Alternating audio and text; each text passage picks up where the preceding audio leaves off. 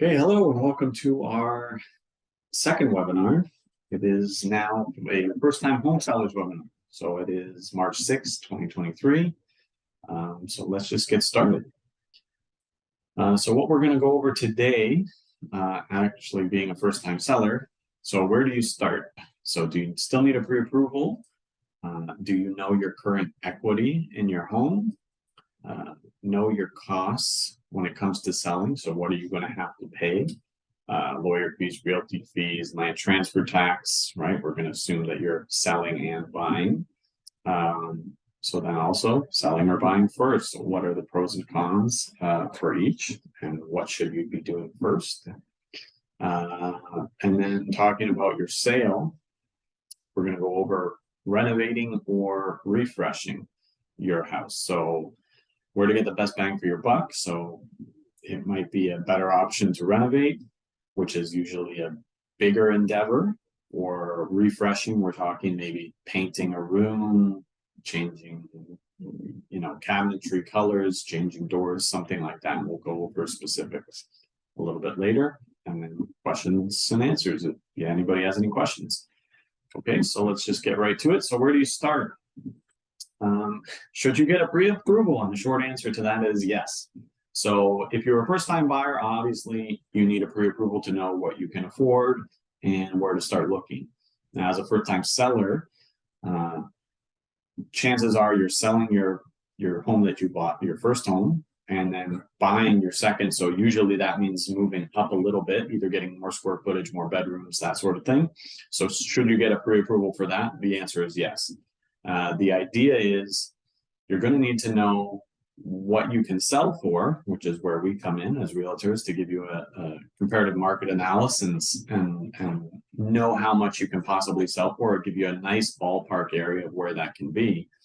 But you should still get a pre-approval to see what you can afford on your next purchase.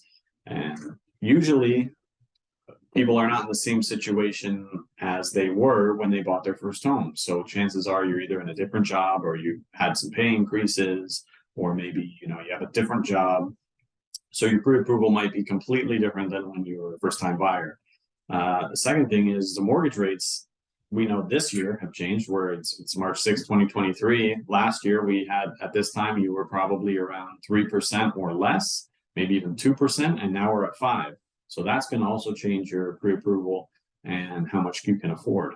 So getting a pre-approval still absolutely necessary when selling for the first time and then going to buy your next home. It's always just a much easier process, and you want to make it as easy as possible. So knowing your equity and how much your property will sell for is key in order to get that pre-approval, and knowing how much you will be able to buy and start that process, as if it makes even sense to move, right? So what we say is the difference between the sale price and your current mortgage, we call it the gray area. So we'll go into that a little bit now.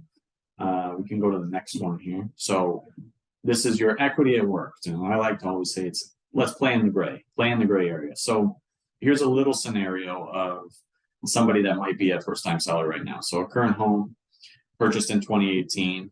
So a purchase price of $500,000, which is probably, it might be a little low, might be a little high, depending on the area.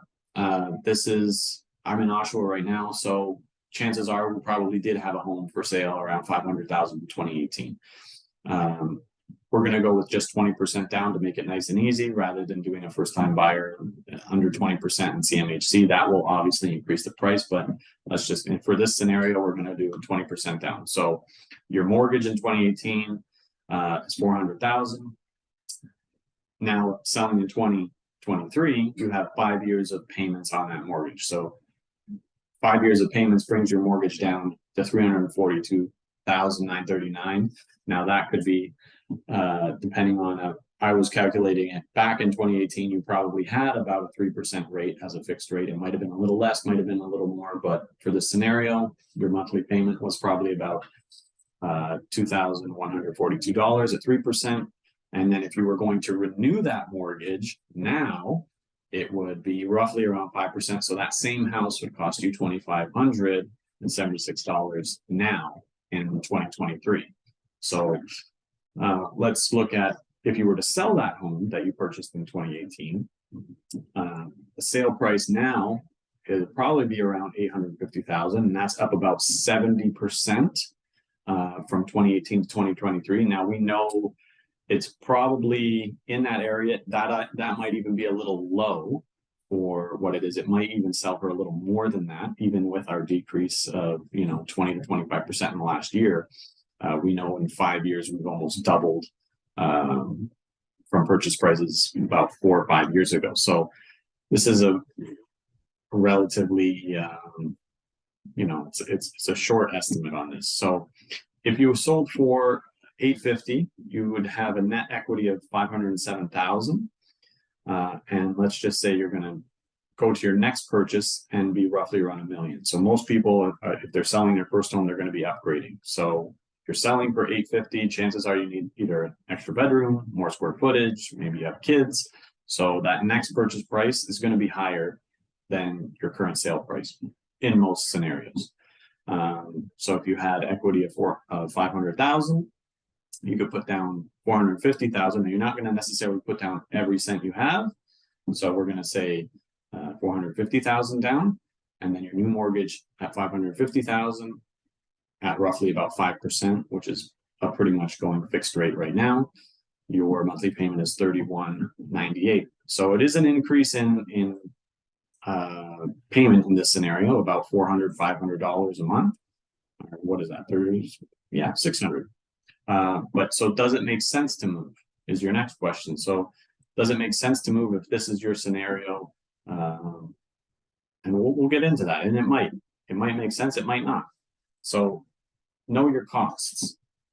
So anytime when you are selling, there's going to be some costs associated with it. So for us, we have realty fees. Now, these only apply to your sale. So the seller always pays the realty fees. The buyer doesn't pay. So the industry average is about 5% of your sale price. So if you were selling in that scenario for 850,000, it would be 5% of the 850,000. Your lawyer fee is usually averaged on just a residential sale. In Oshawa, it's probably around 1,500 to 2,000. Now, title insurance is separate as well. And we've seen some of those scenarios where I'm sure you've seen in the news where people sold and it turns out that they were not the real sellers. So title insurance is what you want to avoid something like that. That's sort of to make sure that you are the person on title for the house. So that's normally between $250 and $500 depending on who it's done with.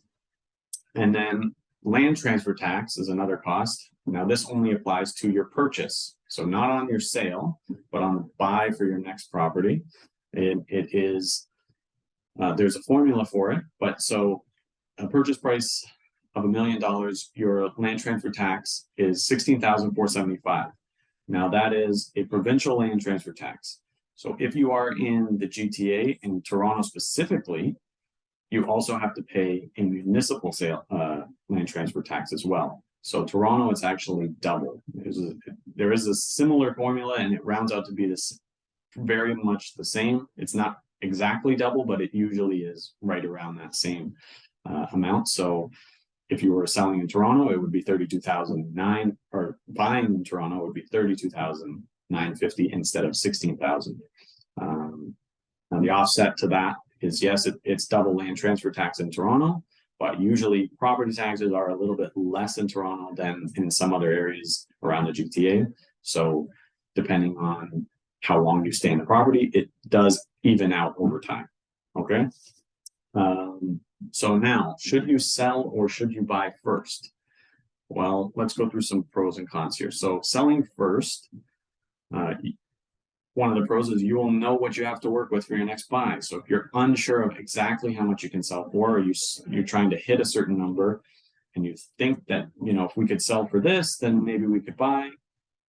That's one of the best scenarios. And most people probably are better served selling first if they don't know exactly or don't have a lot of equity or savings, current savings set up in order to make that next purchase. So that sell first is usually a great option for those people. But it does depend on market conditions. So, and also depending on your price range. So selling first might make a lot more sense for somebody if the market is slower and it's easier to buy. It might make sense to sell first.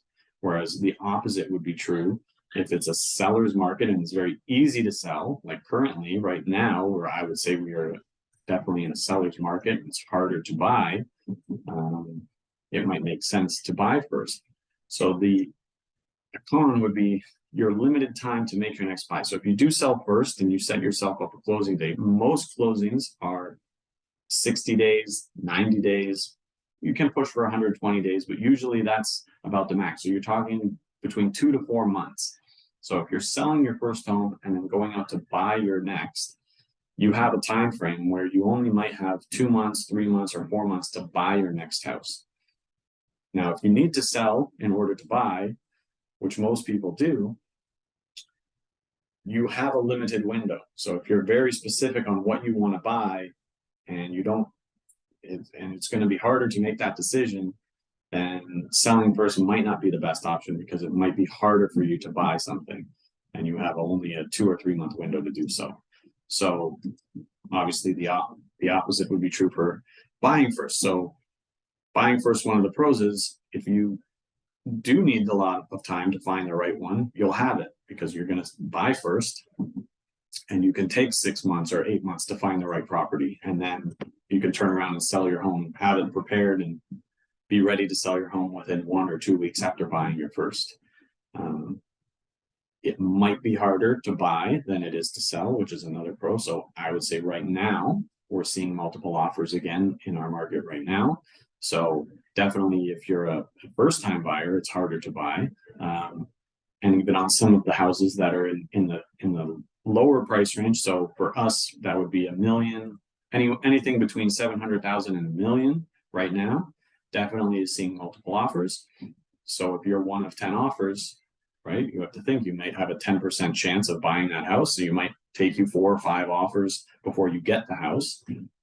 So it's definitely harder to buy in that price range. Whereas if you're looking at the 1.5 million range, it's not necessarily as difficult. There's probably less offers on these properties. So it might be easier to buy in those scenarios. Obviously, one of the cons for buying first is the risk if you don't sell, right? So if you buy a house first and you can't carry 2 mortgages, then you might be in a very sticky situation, which is what we have bridging is the great equalizer. So bridging is when you have 2 properties and you're basically going to carry them for a couple months or even sometimes could be a couple days if you don't have a closing and a buy close and a sell close at the same time, and you can bridge for either a few days, a week, a couple months. So this might be necessary if you sell first, if your new purchase closes before your current sale. So you might have a month in between where your current sale closes in, let's say, May 15th, but your purchase closes in April. Well, you're going to have 2 houses for that 1 month. So you get your new house in April, but your old house you're selling, the new people moving into it can't move in because maybe they're renters and they needed a 60-day close and they couldn't get out in time, so they need an extra month to move in. You can bridge for 1 month. Now, provided that your mortgage company can allow that, or if you're dealing with a mortgage broker, they will set that bridge up for you. Now, buying first, if your property doesn't sell in the time, you might need to bridge until necessary. So obviously the risk with that is, can you carry 2 mortgages and for how long? So if you can't sell, if you've bought and maybe your property can't sell or the market changes and all of a sudden prices drop, like we've seen, last year, if you bought at the high peak and maybe bought for 1.2 million and then thought you could sell for $1 million, and then all of a sudden your price goes down to 900,000 or 800,000, and now you can't carry 2 mortgage. How long can you bridge that gap until you sell? It's a very big it's a question, and it's always the decision that you need to make before either buying or selling is which is best for you. And it really depends. It depends on your situation. So it depends on market conditions. It depends on what price range you are, how quickly you think you can sell your home. And that's where we come in to tell you, what is the best scenario for you. And in terms of selling your home, so this is probably what people really want to know is renovating or refreshing your house. Where should you focus your money? Where should you focus your investments on getting the most bang for your buck in terms of preparing your home to sell? So here's a couple of pictures. So this is actually my kitchen. So when I bought this house, we had the idea we were going to renovate the kitchen. We weren't going to refresh it. We were going to rip it out, gut it completely, and then renovate. So we knew that buying the house, that's what we were going to do. It wasn't to sell it, but we knew that we were going to renovate completely. But if you were doing this to just sell the home, right? When I bought it, they did not renovate to sell the home. They sold it as is. So these are usually higher costs. So like in this scenario, I mean, I did change the floors, change the cabinetry, change the countertops, change the positioning around of the appliances. So obviously, if you're doing something like that, a complete remodel of the kitchen, it's going to cost you a lot more than just a refresh. So a refresh would be the exact opposite. It's keeping everything in place, but just changing the look. So in this scenario, you're brightening things up. You're not spending, maybe $10,000, $20,000, $30,000 on renovating. But in this scenario, you can see it's the exact same kitchen, same countertops. They've changed the faucet.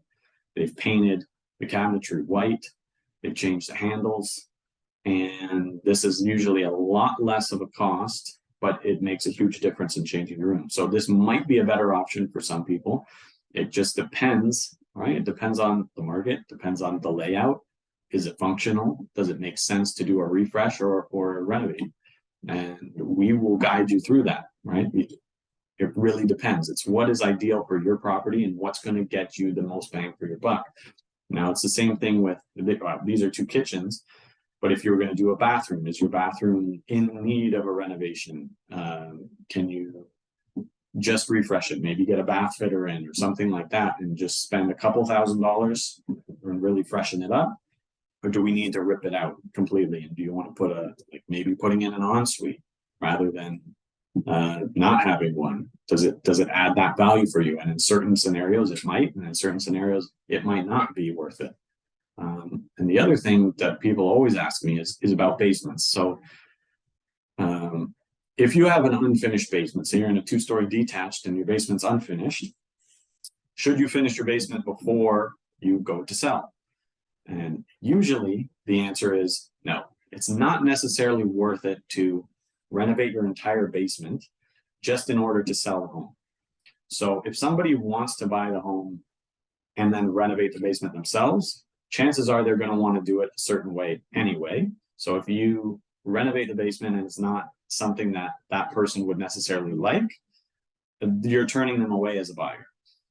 The cost that you're going to spend to renovate your basement, you will get it back in terms of sale price, but you usually don't necessarily make money. So if you spend $50,000 to renovate your basement and to finish it off, chances are your sale price, you will get the $50,000, maybe you'll get $60,000 or $70,000, but it's going to take you either months, 2 months, 3 months to renovate that basement. And are you going to see the return on investment for all of that time spent?